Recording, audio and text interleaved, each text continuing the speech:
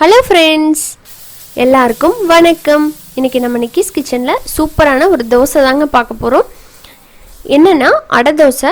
இந்த அடை தோசை வந்து ரொம்ப ரொம்ப ஹெல்தி. அது உங்கள் எல்லாருக்குமே தெரியும். ஏன்னா எல்லா பருப்பு வகைகளும் நம்ம இதில் போட்டு செய்கிறோம்.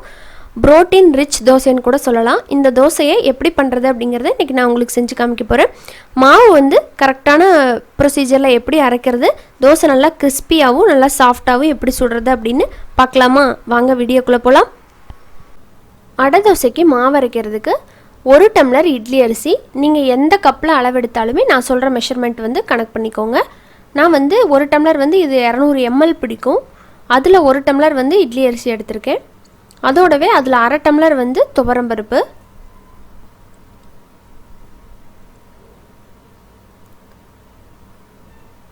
1/2 டம்ளர் கடலைப்பருப்பு,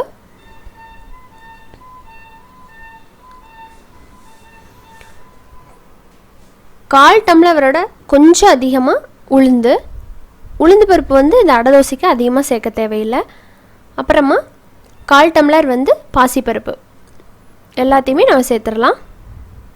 இப்போ தண்ணி சேர்த்து நல்லா அலசி எடுத்துடலாம். பருப்பு, இந்த அரிசி எல்லாத்தையுமே. அரிசி தனியாக பருப்பு தனியாக கூட சில பேர் அரைப்பாங்க. அப்படியெல்லாம் அரைக்க தேவையில்லை, ஒன்றாவே போட்டு நம்ம அரைச்சிக்கலாம். இப்போ இதை நல்லா அலசியாச்சு. மறுபடியும் வந்து ஊறுறதுக்கு எந்த அளவுக்கு தண்ணி தேவையோ அந்தளவுக்கு ஊற்றி வச்சுருங்க. இது நல்லா ஒரு 2-3 மணி நேரம் போல் ஊறணும். இப்போ இதில் ஒரு 5-6 பல் பூண்டு சேர்த்துக்கலாம். கூடவே கொஞ்சமாக இஞ்சி வந்து நல்லா வாசம் கொடுக்கும் தோசைக்கு. அப்புறமா பாருங்கள், ஒரு 1/2 டீஸ்பூனை விட கொஞ்சம் அதிகமாக சீரகம் சேர்த்துக்கலாம். காரத்தை பொறுத்து காஞ்ச மிளகா சேர்த்துக்கோங்க. நான் 7-8 போல் சேர்த்துக்கிறேன். சேர்த்துட்டு இது எல்லாத்தையுமே நல்லா ஒரு டைம் கலந்து விட்டுட்டு இதை நல்லா ஊற போட்டுடலாம். குறைஞ்சது 2 மணி நேரம் ஊறணும். அதுக்கப்புறம் நம்ம அரைச்சிக்கலாம்.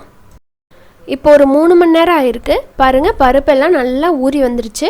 இப்போ இதை நம்ம அரைச்சிடலாம். கொஞ்சம் கொஞ்சமாக சேர்த்து அரைச்சிக்கோங்க. இது வந்து குறைஞ்சது ஒரு 5-7 நிமிஷத்துக்குள்ளே நமக்கு அரைப்பட்டுரும்.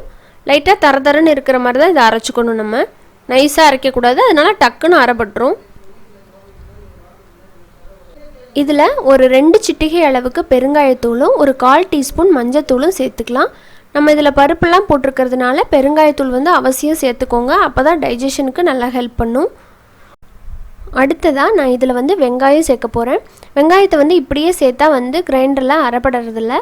அதனால நான் வந்து இதை அரைச்சி சேர்த்துக்க போகிறேன். கொஞ்சமாக ஒரு கொத்து கருவேப்பிலையும் 1 கப் அளவுக்கு சின்ன வெங்காயத்தை எடுத்து லைட்டாக ஒரு சுற்று விட்டுட்டு இப்போ இதில் நான் சேர்த்துக்க போகிறேன்.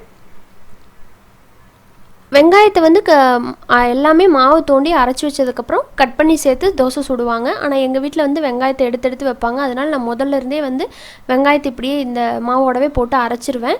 நீங்கள் வேணால் அப்படி கூட செஞ்சுக்கலாம். மாவை எடுத்து வச்சுட்டு அதுக்கப்புறம் கட் பண்ணி போட்டு கூட சுடலாம், அதுவும் நல்லாயிருக்கும். இப்போ பாருங்கள், தேவையான அளவுக்கு உப்பு சேர்த்துக்கலாம். நல்லா ஒரு 8 நிமிஷம் போல் ஆயிருக்கு. மாவு நல்லா அரைப்பட்டுருச்சு. பாருங்கள், இந்த அளவுக்கு தரன்னு இருக்கணும். அப்போ தான் நல்லாயிருக்கும், தோசை நல்லா வரும். நைஸாக அரைச்சிட்டிங்கன்னா தோசை வராது. இதுக்கு முன்னாடி ஸ்டேஜில் எடுத்துட்டிங்கனாலும் ரொம்ப பருப்பாக இருக்கும். ஸோ இதுதான் கரெக்டான ஸ்டேஜ். இப்போ நம்ம தோண்டி எடுத்துடலாம். பாருங்கள், மாவு இப்போ எடுத்தாச்சு. இதில் நான் இப்போ தாளித்து கொட்ட போகிறேன்.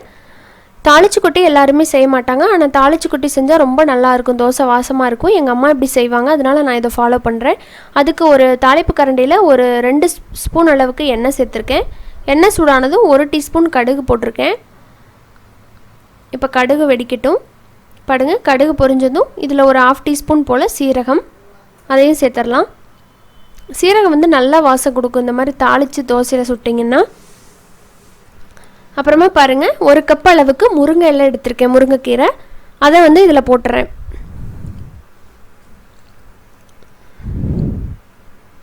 முருங்கை இலையை அப்படியே நீங்கள் மாவில் டைரெக்டாக சேர்த்து சுடலாம். நான் வந்து லைட்டாக இதில் வதக்கி சுட்டோம்னா இன்னும் நல்லா வாசமாக இருக்கும். அதனால் லைட்டாக வதக்கிட்டு சும்மா ஒரு 2 செகண்ட் தான் வதக்க போகிறேன், அதிகமாகலாம் இல்லை. வதக்கிட்டு அப்படியே நான் வந்து மாவில் கொட்ட போகிறேன். இப்போ தாளிப்பை மாவில் கொட்டிடலாம். சேர்த்துட்டு இதை நல்லா கலந்து விட்டுக்கலாம். இன்னும் கூட கொஞ்சம் முருங்கை எல்லாம் சேர்த்துக்கலாம். நான் கொஞ்சமாக தான் இன்றைக்கி சேர்த்துருக்கேன். நல்லாயிருக்கும் முருங்கைக்கீரை வச்சு அடை தோசை சுட்டோம்னா. இப்போ இதோட பதம் பாருங்கள், ரொம்ப இட்லி மாவு மாதிரி இருக்கக்கூடாது, தோசை மாவு மாதிரி இருக்கக்கூடாது. அதுக்கு இடப்பட்ட கன்சிஸ்டன்சியில் இருக்கணும். நீங்கள் பிகினர்ஸாக இருந்துச்சு, இதோட பதம் கரெக்டாக தெரியல அப்படின்னா கொஞ்சம் கெட்டியாக இருக்கும்போதே ஃபஸ்ட்டு ஒரு தோசை ஊற்றி பாருங்கள். அப்போ வந்து உங்களுக்கு கொஞ்சம் கெட்டியாக இருக்கிற மாதிரி இருக்கும். அப்போ பாருங்கள், நான் கொஞ்சமாக தான் தண்ணி சேர்த்துருக்கேன் இதில். அப்போ உங்களுக்கு நெக்ஸ்ட் டைம் எப்படி தோசை ஊற்றுறது அப்படிங்கிறது உங்களுக்கு அப்போவே தெரிய ஆரம்பிச்சிடும். கொஞ்சமாக தண்ணி சேர்த்திங்க அப்படின்னா கரெக்டாக வந்துடும். ஸோ ஃபஸ்ட்டு வந்து கெட்டியாக இருக்கிறப்பே ஊற்றி பார்த்தீங்கன்னா தான் உங்களுக்கு தெரியும். இப்போ இது சரியாக இருக்குது, நம்ம தோசை ஊற்ற ஆரம்பிச்சிடலாம்.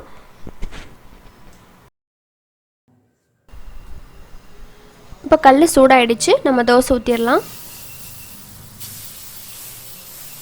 அந்த தோசை மாதிரி உங்களுக்கு டக்குன்னு ஸ்ப்ரெட் பண்ண முடியாது, லெவலாக தான் ஸ்ப்ரெட் பண்ண முடியும். ரொம்ப மெல்லிசாவும் உங்களால் ஊற்ற முடியாது, ஒரு அளவான மெல்லிசாக தான் ஊற்ற முடியும். பாருங்கள், இந்தளவுக்கு நீங்கள் மெல்லிசாக ஊற்றலாம். இதில் நான் மேலே வந்து வெங்காயம் சேர்த்துக்க போகிறேன்.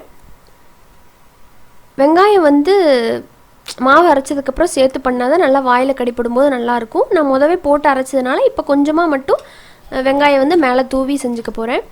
மேலே தூவிட்டு லைட்டாக இந்த மாதிரி அழுத்தி விட்டுக்கோங்க, அப்போ தான் அந்த மாவுக்குள்ளே உள்ளே போய் அட்டாச் ஆகும். இப்போ ஒரு சைடு வந்து நல்லா வெந்துருச்சு. வெந்ததுக்கப்புறமா நான் திருப்பி போட்டுக்கிறேன். இது வந்து மீடியம் ஃப்ளேமில் வச்சே சுடுங்க, ஏன்னா பருப்பெல்லாம் இருக்கிறதுனால வேகிறதுக்கு கொஞ்சம் டைம் எடுத்துக்கும். இப்போ இந்த சைடும் வெந்துருச்சு. இப்போ திருப்பி போட்டுடலாம். பாருங்கள், சூப்பரான அடை தோசை வெங்காயம் போட்டு சூப்பராக ரெடி ஆகிடுச்சு. இதை நீங்கள் தேங்காய் சட்னியோட வச்சு சாப்பிட்டிங்கன்னா அவ்வளோ அருமையாக இருக்கும். அப்படியே கூட சாப்பிட்லாம், தேங்காய் சட்னி பெஸ்ட் காம்பினேஷன். இப்போ நான் அடுத்தடுத்த தோசையை இதே மாதிரி ஊற்றிக்க போகிறேன். அடுத்து நான் வந்து சாதா தோசை தான் சுட போகிறேன், வெங்காயம் போடலை. ஸோ நான் உங்களுக்கு காமிக்கிறதுக்காக வெங்காயம் போட்டேன். ஸோ எங்கள் வீட்டில் 2 பேர் தான் வெங்காயம் போட்டு சாப்பிடுவாங்க, அதனால் அவங்களுக்காக ஸ்பெஷலாக வெங்காய தோசை. இப்போது கொஞ்சம் வந்து இதுக்கு எண்ணெய் வந்து கொஞ்சம் சேர்த்து விடணும், அப்போ தான் நல்லாயிருக்கும், ருசியாக இருக்கும்.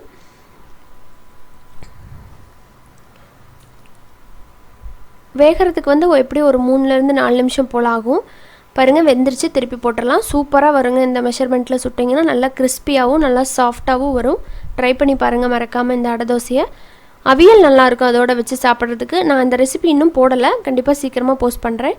பாருங்கள், சூப்பராக நம்மளோட அடை தோசை ரெடி ஆகிடுச்சு. நான் இதே போல் மற்ற தோசை எல்லாத்தையுமே சுட்டு எடுத்துக்க போகிறேன். நீங்களும் இதே போல் மாவு அரைச்சி அடை தோசை சுட்டு பாருங்கள், உங்களுக்கும் ரொம்ப பிடிக்கும். உங்கள் ஃபேமிலியில் எல்லாருமே விரும்பி சாப்பிடுவாங்க. பிடிச்சிருந்ததுன்னா நம்ம சேனல் நிக்கீஸ் கிச்சனை சப்ஸ்கிரைப் பண்ணிக்கோங்க, கூடவே இருக்கிற பெல் சிம்பளையும் கிளிக் பண்ணிக்கோங்க. இன்னொரு இன்ட்ரெஸ்டான வீடியோவோட உங்கள் எல்லாரையும் வந்து மீட் பண்ணுறேன். அது வரைக்கும் நன்றி, வணக்கம்.